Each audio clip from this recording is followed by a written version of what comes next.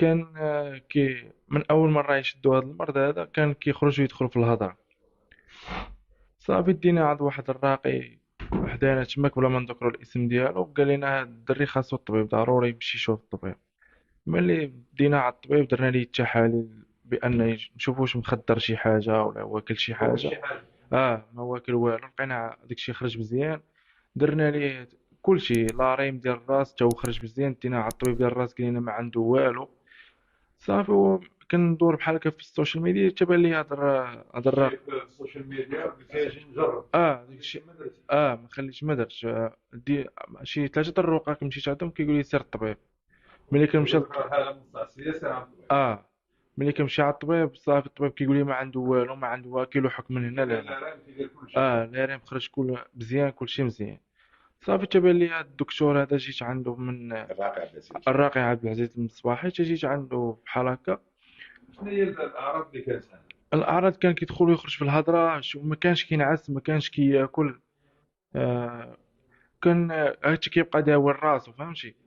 هادشي كيجبد لك شي موضوع ما انت ما جابوش مع حتى كيجبدو معاك، فهمتي؟ بحال هاد الهضره هادي. لا اطباء ولا رقاد، حتى الرقاد قال لي سير هذاك. حتى بالنسبه للرقاد قال لي سير عند الاطباء، راه ما عندك الحاله ديالك ماشي ديال. لان علاش كاين بعض الرقاد ما متمكنينش وكيبقاو كيغلطوا الناس. وهذا الشيء راه ما في صالح، هذا الشيء راه حرام اللي تغلط الناس. ما تقولش ليه داك، قول له ودي هذا جهدي، هذا جهدي، وخلي السيد يقلب على راسه. لانك انت بحال دابا كتفشلوا على العلاج. من الاشاعات ديالنا تصرح وتقيه واسهال. هادشي اللي عنده منه. دابا التوكال فيه جوج الحوايج خويا، اما كيتقيا واما كيكون عنده الاسهال، واما كيتقيا وكيكون عنده الاسهال. هذا هو التوكال خويا. اما كيقدر كيكون التوكال ديال الانس، واما كيكون التوكال ديال الجن. حيت كاين حتى التوكال ديال الجن. والتوكال ديال الجن ما عنده ما غيصور منه بالنسبه للطبيب، ما عنده ما غيدي منه. يعني كيضرب تيعيا عند الاطباء صافي حتى كيستسلم على خاطر. اي راه الطبيب راه كاين، راه انا براسي لا مرض كاين الحاجه اللي ديال الطبيب راه كنحتاج الطبيب. ولكن هذا الشيء المرض ديال الجن راه كيدير جميع الامراض. هادشي ما كيبانش في السكانر. ما كيبانش. الاعراض اللي كيخليها. الاعراض بالنسبه للاعراض كيكون الخوف، كيكون تبوريشه، كيكون ضيق في الصدر، كيكون تنمل، كيكون احلام خايبه، كيكون بومزوي بحال كيضرب لك في ذاك العرق. هذاك ماشي بومزوي، هذاك هو نتما حنا لاش كنقولوا راه ساكن، كيكون ساكن في المعده، كيبقى يضرب في الحياه. قالت لك شوف سمعتي، قالت لك كيبقى يضرب في الحياه. ملي كيدير كيجي ديك الحاله كيبدا يضرب في الحياه. دابا الحمد لله، دابا ما بقاش، دابا ارتاح مزيان، دابا مزيان. بالنسبه قلت لك اخويا، منهم ضيق في الصدر، منهم الصداع في الراس، كتحس بالصداع في الراس.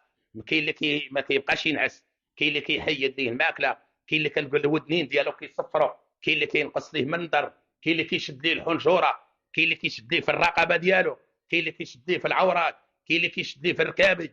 يعني شحال قد نقول لك السي رشيد. عنده سكر باش عرفت يعني. راه تقيه، راه تقيه، راه عرفتي شحال مسكين، شحال تقيه. راه هو ربي اللي خلقه، كيجعلو كيضحك بوحدو، كيهضر بوحدو، كيتبدل ليه الوجه ديالو. عدد من الناس يعني مثلا كاين اللي كيحس بديك الحليه في تحت العينين. بالنسبه انا راه كنخدم على طريقه الواتساب في اي مدينه وفي اي دوله. يعني انا كنخدم داخل المغرب وخارج المغرب. بالنسبه انا في كاين راه كاين في الدار البيضاء، لساسفه، جمال العراقي، دوار عبد الحق. اللي بغى يجي عندي المركز، انا راه عندي المركز هو هذا اللي كنصوروا به.